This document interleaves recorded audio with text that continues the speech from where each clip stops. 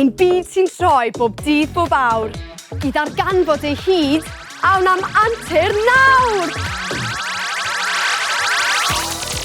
Wawi! Mae hyn yn hwyl! Fi'n joio beicio! Wihi!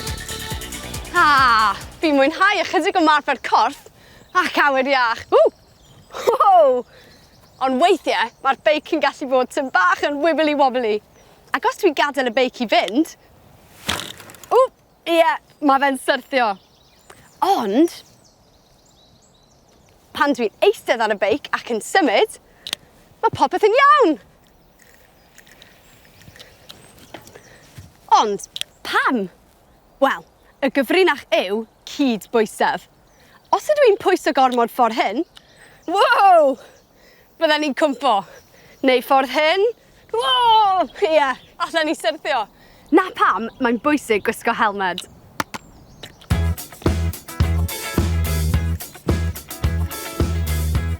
Pan yn ni'n dysgu beicio, mae fe'n cymryd ychydig o amser a thipyn o marfer, ond mae fe werth e.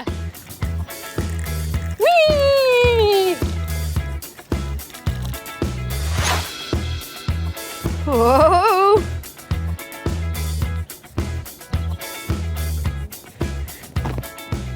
Sylwch chi, mod i'n dal fy mreichiau I fyny fel hyn wrth I fi gerdded yn ofalus a chydbwyso.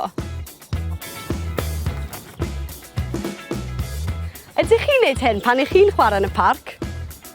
Mae'n helpu ni I gadw cydbwysedd.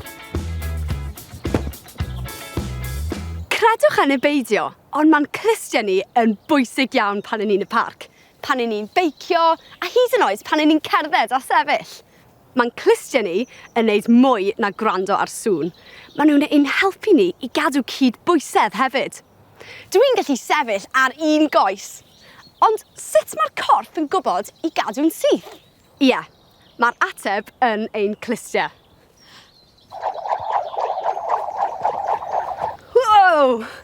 Mae'n clystiau ni yn gwybod pan yn ni'n symud, yn troi, yn plygu, neu yn sefyll yn syth.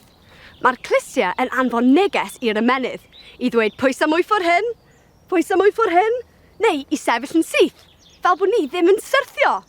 Mae gyda ni gyd glystiau clyfar.